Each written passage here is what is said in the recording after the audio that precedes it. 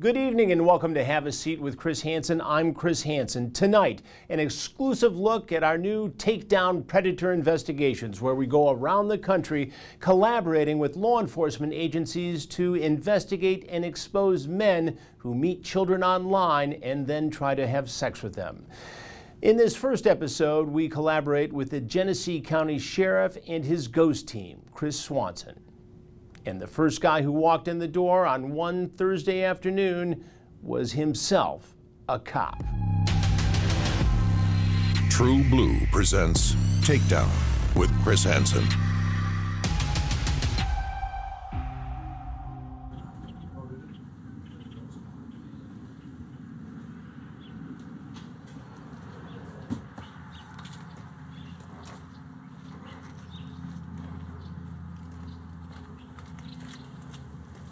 What's up? Hey, how are you? Good. Hey, sit there. I gotta go upstairs. I got a big kind of it.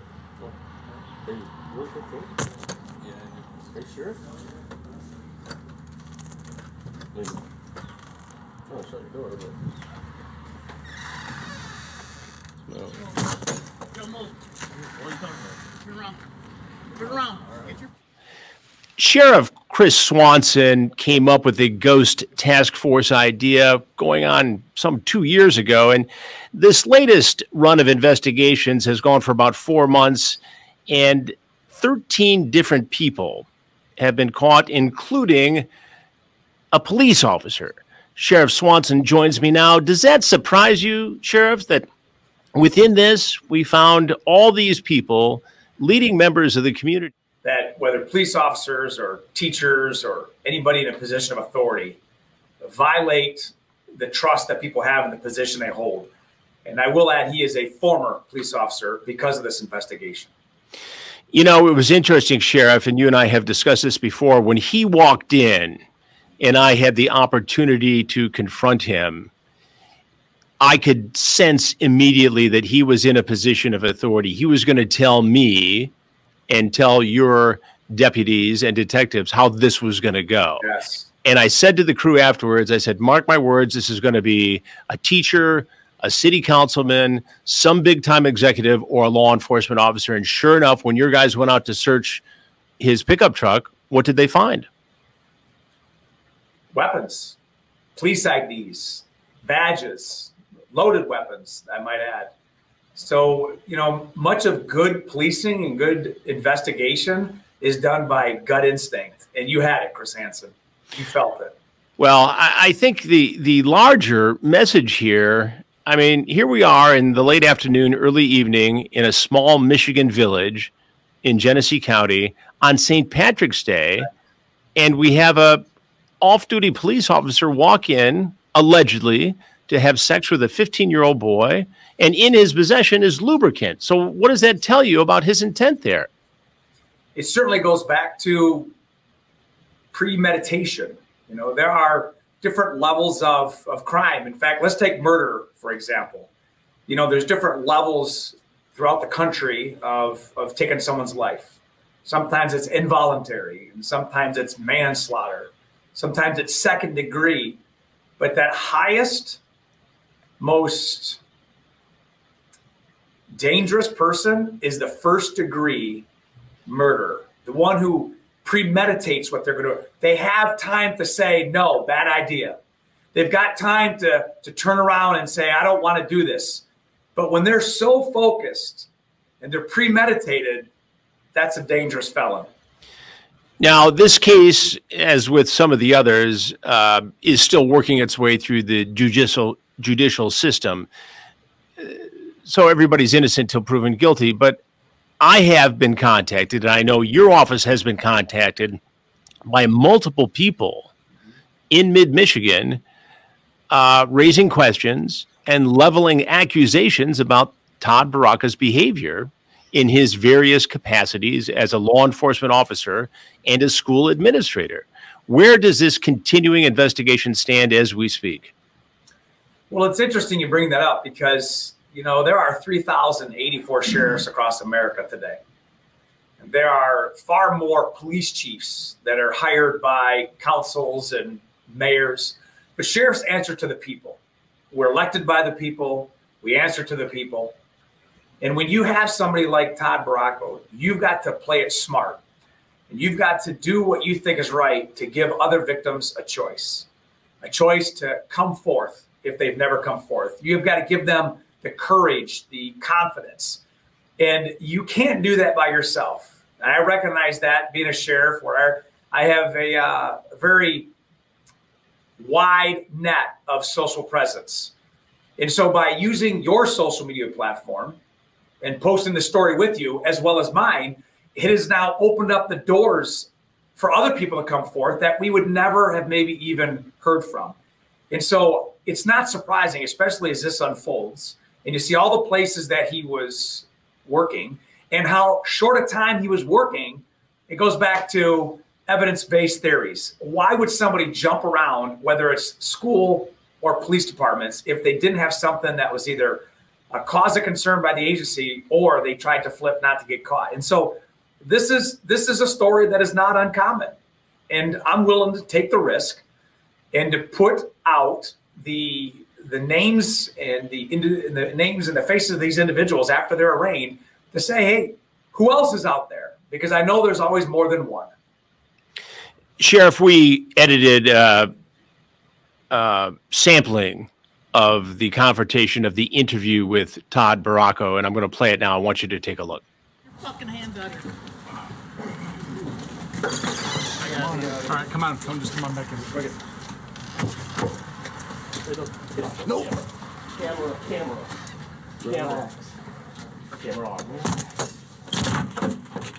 Relax. All right, we're secure.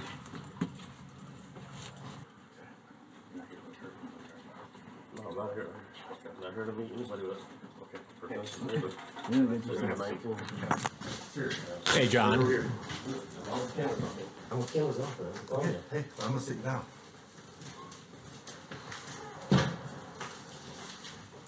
John.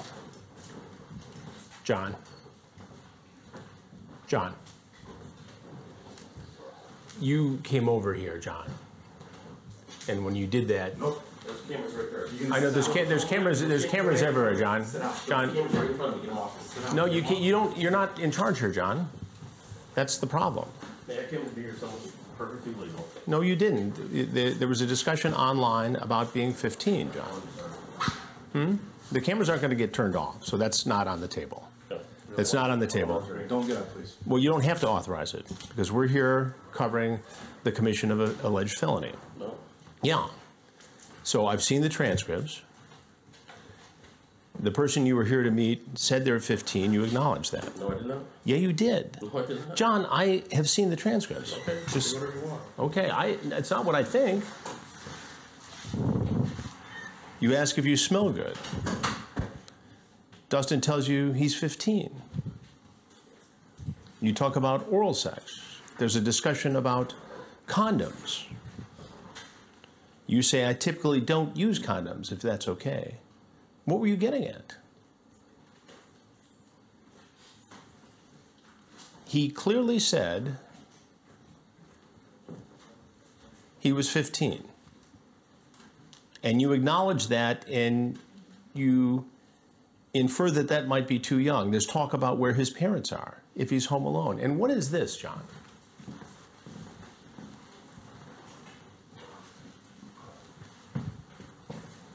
Explain this. Help me to understand what you were thinking here. Okay, no, you got to sit down. Yeah, you do. Well, you don't have a choice here, John. Yes, I do. No, you don't, actually. No, you don't. You do not. An attorney. All right? There's something you need to know. Okay. I'm Chris Hansen, I don't know who that is. and I'm a journalist, Okay. television journalist, and I do stories on predators, alleged predators, trying to have sex with minors. That's what you were trying to do today. No, Okay, so how do you explain your way out of it, John? I'm not talking. What's your last name? I'm not talking. You have nothing more to say? No. Is there anything you want people to know? No. All right, well, there's some guys here. Hello. So, But that's not true, John. okay. What do you do for a living? None of your business. Well, it is actually, but if you have nothing further to say, then these guys would like to talk to you. All right? Anything else? Nope. You're sure? Yep. All right. When you see that, when you see his attitude, when you see how he acts, what does that say to you, Sheriff? So let me edify Chris Hansen for a second. You've been doing this before it was cool, almost 3 decades now. So even though we've been doing our ghost operations for years and we've arrested 154 predators, I think you and I can agree, whether you are in journalism and I in law enforcement, when you see the psychological breakdown of a human being roll out right before your eyes, it is a fascinating art. And you said it before we watched the video, he was there to maintain control until you kept talking and letting him know you have no control. It's the gears that we're turning because as a school administrator, you control children. As a police officer, you control the traffic stops, the public. But at the point where he was in a corner and he was talking about the cameras or you can't do this or I wasn't here for that, I was here to protect it. When he started throwing out all his, we call them justifications. We call them excuses. When you start peeling back that layer, you see that he becomes totally compliant and his shoulders are rounded. I mean, physiologically, you dominated that individual. And that's what happens in law enforcement. He gets up, you can't get up. He tries to move, you sit here. So there's this unique switch of who's in control. We were never out of control, Chris.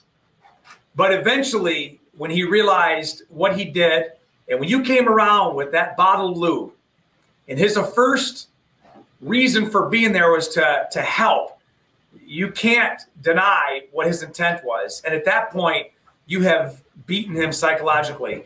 That's what the video shows. Well, as you know, we've evolved these predator investigations over the years, starting with not having law enforcement involved and then changing up and adapting to become more socially responsible over the years. And now, almost without exception, the way it works is I get a chance to interview the potential predator. If that man runs or bolts or the situation becomes unstable, law enforcement takes over. And if appropriate, I will get another chance to talk to this individual. But at some point, he leaves. He goes into custody. He's with your deputies. What happened after you took him away? Did he end up making a more in-depth statement to your guys and gals? So to protect the integrity of the criminal side of it, I will tell you that there's a process, and the process that we implement at every arrest since 2018 has proven successful. We have won every motion that has come across. We've won every trial. We've won every case. We have a 100% conviction rate. It's because the ghost members have that process in place to hold them accountable. It would hurt me if I thought that we did something unintentionally or intentionally that allowed somebody to get away and re-victimize. And so to answer that question, the process was in place. We were able to do what we needed to do to get the evidence, to get whatever investigative evidence we need to meet the variables to charge him with the felonies that he was charged with. So long answer to short question, we got what we needed. Good. And again, while this case is getting a lot of the attention, there were other mind-boggling suspects. That's right. Who were captured in this ghost investigation. And we've been at this in terms of collaboration for more than a year now with you. Right. And we've seen people who worked for major companies. We've seen a guy pull up in a huge dump truck. The owner of the excavating company. And I hear these same excuses over and over again. Give me a sense of the impact you believe the Ghost Project has made, not only in your jurisdiction, but now nationally. You've been in Las Vegas recently. You've been around the country. What impact has this had? Well, I think we have to start by recognizing that human trafficking and victims do not have geographical guidelines. This is a driving force that predators are always seeking prey, and they don't hesitate to go over county lines, state lines, or from the east to the west coast. So at Ghost being what it is, Genesee Human Oppression Strike Team, if we have victims that are here, it's not uncommon that there are not other victims that are not here, but yet we have a suspect. And so that's why I use the power of media to put the picture up after they're arraigned, their name, their occupation, their age, and many times people will come forth. And we've been able to perfect the system in the state of Michigan, which has allowed me to work with, ready for this, 37 counties out of 83, just since October of 2020. 37 out of the 83 counties in the state of Michigan, we have worked hand in hand with to do operations where many of them have spun off and done their own concept teams, because this was an untapped criminal market and predators roamed free.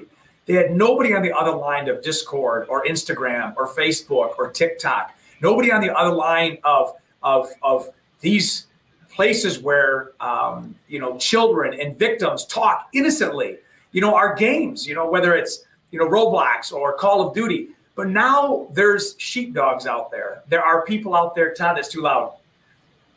Now there are sheepdogs out there, people that are proactively doing these investigations to find them before they hurt. And natural stats show that one predator taken off the street can save the lives of 25 future victims because they're identified. Can I tell you a story of what just broke 2 weeks ago? Absolutely. Yeah, I want to hear about that. I'm familiar with this, but tell me in detail. So on February 20th, 2022, Peter Pajic from West Palm Beach, Florida, took a flight through Delta from Fort Lauderdale all the way up to Detroit, rented a car, and drove to the church parking lot at midnight to pick up a 12-year-old girl. He had met that girl. 12 years old? 12 years old. And how did he meet a 12-year-old girl, this man from Florida, meet a 12-year-old girl who was in Genesee County, Michigan? Which is not uncommon in how they do it, but it's shocking the platform that he used, because you yourself have the same platform as do I, Instagram. Just sent a DM on Instagram, and that started a conversation, a connection. It's like fishing. And that conversation was taken offline into an app called Discord. And that's where the texting went back and forth. And that was taken offline to phone conversations where Pajic systematically told this victim what they wanted to hear and started the grooming process, which is a topic you've covered many times in the past. It's a slow psychological breakdown of the victim. The predator knows what the victim is needing, and the predator fills that in order to gain control and have sex. And that's what he did. It lasted for about 10 days, convinced her that he was going to come up. He rented a hotel off of a Pearson Road in Mount Morris Township, a Baymont Inn. He picked her up in the parking lot, took her to the hotel, and he raped her over a period of 4 hours. 12 years old. And this is a 12-year-old girl who he met on Instagram, groomed her, convinced her to go to Discord, continued the conversation, and got her to meet in a church parking lot, Sheriff. Not only to meet, but she jumped out of her bedroom window, snuck out of the house to go meet him. That, regardless of the intent as to what the 12-year-old was doing and why they did this, they're 12 years old. They don't have the ability to make decisions. That's why they are not at the age of consent. So when you think, what would cause a 12-year-old to do that? Well, that's called grooming. And there's 1,000 different things. But the predators convinced them enough that this is the right thing to do. And she did it. And how did you find out, Sheriff, that this young girl had been victimized? How did you get onto the case? Well, after he dropped her off at the same parking lot, he picked her up for 4 hours. She went back home, and she had an incident that caused the parents to bring her to the local hospital. And that incident that took place when she was brought to the hospital and having conversations with some of the nursing staff, and we have, like in other parts of the country, they're called SANE nurses, sexual assault nurses. And so they can pick on and pick up different red flags. And that's what happened in this case. And our ghost member was dispatched. We have a 24-hour investigator dispatched, realized that this happened. And in 3 days, from that moment, we already had the suspect identified. We had surveillance of the entire operation at the hotel.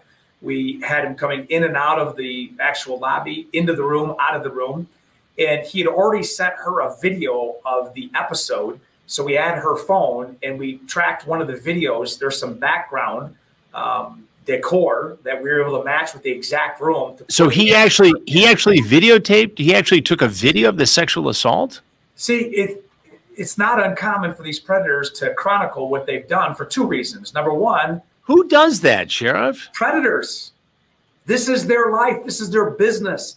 That's why human trafficking is the fastest growing criminal enterprise in the world. Not the number one. Drug trafficking is number one. Human trafficking number two. It is a prized possession. These individuals, Chris, are assets. They're property. And if you have property, you want to document it. You want to own the material. And he sold the video. Go ahead. No, go ahead. You sent your detectives down to Florida and brought him back. And I should just tell anybody watching this that we have a whole separate investigation on just this matter that we're putting together in collaboration with the Genesee County Sheriff's Department as we speak. But you bring this guy back, and along the way, you question him and continue the conversation. What do you find out in terms of his other assaults, grooming, predatory behavior with other young women in other states? Which is, we see it as a win-loss on this case, because by the time he was identified, and we didn't get the case till March, 1st of March, we flew those detectives down there, and nobody gets caught the first time. Nobody. And when we did our investigation working with our West Palm Beach, Florida friends, Broward County Sheriff's Office, Hollywood Police Department in Florida, we were able to identify where he lived by Monday. We found him traveling down a very busy road in Broward County on Tuesday. He went into a bank to open up another account. We call it a dummy account to hide funds so he could travel again. And he was taken into custody there. The downside of this whole case was by the time we were able to get the information, find out who he was, where he was, immediately fly down there within 36 hours. He'd already done it in 2 other states that we knew of, Washington and Oregon. So we did the math and we realized that he was in Michigan for 48 hours. 48 hours? 48 hours. We can only account for 4. What do you think he was doing the other 44 hours?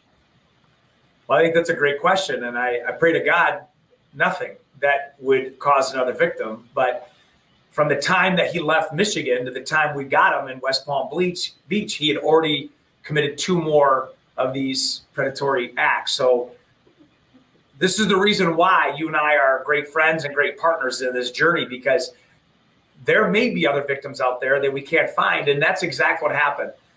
The story that you and I did and the story that continues to roll, whether it's Bracco or Pajic, that victim in Washington State saw the arrest and the video I did at Detroit Metro that reached 1.4 million people in 10 days. She was one of the viewers. She went to her family. She went to the local sheriff's office, made a complaint. They took a statement. They did a forensic interview, and they were able to connect with us just the week that we're doing this broadcast, and we now have additional charges. We knew something happened in Washington. We didn't know where to start. They had no information on who this individual was, but it goes back to the power of media, the power of Chris Hansen. Well, we've seen this. Yeah, we've seen this, and that's very kind of you. And thank you, Sheriff. It's your incredible work that we're able to get involved with and collaborate with you and get this message out there. But we've seen this time and time again, from being in Cambodia and doing child sex trafficking investigations and having somebody in Canada see the background of a brothel and put together a sex trafficking case like that. It's constantly boggles my mind. And I should tell folks watching this, we have an extended series coming up on all these predator cases in Genesee County, and we'll be doing a more extensive interview with the sheriff and getting involved in the backstory of these cases, and that'll be coming out very soon. And some of this exclusive content will be seen on our new crime network, our streaming network, True Blue, and you can get more information about that at watchtrueblue.com. But Sheriff, there's so much more to talk about, and we have so much more work to do, and we're going to do both of those things in the upcoming months and probably years, the way this issue is going. Before we wrap up tonight, what do you tell parents? Give me 3 things to say to parents that helps them to educate their kids so they don't end up like the 12-year-old girl who is tragically preyed upon, to any number of kids who could have been at these homes where we do these sting operations, but thankfully weren't, and these guys met us instead. So if I may change your rules by 1, I'm going to give you 2 things parents need to do, but the third is what we all need to do. Is that fair? Absolutely. So first of all is to be aware of your kid's business. You can't use the excuse that you don't do computers, you don't understand games, you don't understand. I was with an individual just a week ago, and he was an Uber driver, and he has twin boys that are 14. And when he picked us up from our location, was taking us back, I learned he had these 2 boys, and I said, so what's your day like? He says, I'm booked all day. I said, well, what are your boys doing? He said, probably the same thing they did last night, what they're going to do all day today, and what they're going to do tomorrow. I said, let me guess. Video games. He goes, yep. I hope they're making good decisions. Bad answer. Bad answer. Because predators want you to believe that these safe platforms they're using, they're not going to be contacted by them. So get into your kids' business. If you have a password on your kids' phones that you don't know, then you have not been a diligent parent. There should not be passwords that you don't know. You've got to learn about ghost apps, which means apps that you can't even see on someone's platform. There are parental controls you can put on. There's software.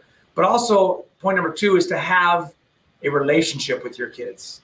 And there's what I call it controlled growth. Yes, you should be talking to your 4, 5, and 6-year-olds as to how people do want to hurt others. You don't need to go into all the rated R content you would for a 17-year-old, but have a conversation and let them know, hey, this is what's happening. That's why whether they watch a very, what I would call professional and succinct conversation between Chris Swanson and Chris Hansen to start the conversation. Maybe if you don't know what to say, use us to help the conversation. That's a good point. You know, on our own website, gcsomichigan.com, the first page, Chris, is Ghost Certification. There are 3 incredibly well done videos that 2 of them are town halls I do with my colleagues, one of which is called Inside the Mind of a Predator. You can learn what's inside these. Watch reruns of your show. Like, learn about this trade, because if you are not, they're still doing it. And without that awareness, it is a free-for-all, which is why we use these shows. The third point that I was going to say is not just for parents, but if you look at these predators, they're all adults, Chris. They're sons and daughters of adults. They're husbands in families. Like, get into their business too. Peter Pajic is a 22-year-old man that works as a server at an Italian restaurant. He works as a security guard at a community college. He's tight with his mom. He's a grown man. If your grown kids or your grown family members are doing things that you know are suspect, get involved in their business. I don't have a password on my phone. I don't have people stored in my phone under different names. You know, when you have nothing to hide, you have nothing to fear. But people know when somebody's trying to do wrong. So this isn't just a parent-kid issue. This is an adult issue, and we've all got to be aware. Those are my 3 points. Sheriff Chris Swanson, we will continue these investigations. We will continue this collaboration, and we will continue this conversation. Thank you for having a seat with me. Stay safe and stay healthy. As well, my friend. See you soon. Thanks, Sheriff. Each one of these cases still boggles my mind that after some 18 years, guys are still willing to meet children online and then try to have a sexual liaison with them. This is all going to be part of a new series on a crime streaming network called True Blue. You can see the graphic behind me. So we'll continue to keep you updated here on the YouTube channel, but the complete series you'll see on True Blue, which launches this fall. For more information and to subscribe, you can go to watchtrueblue.com. I'll see you on the next episode of Have a Seat with Chris Hansen. Until then, I'll be watching and listening.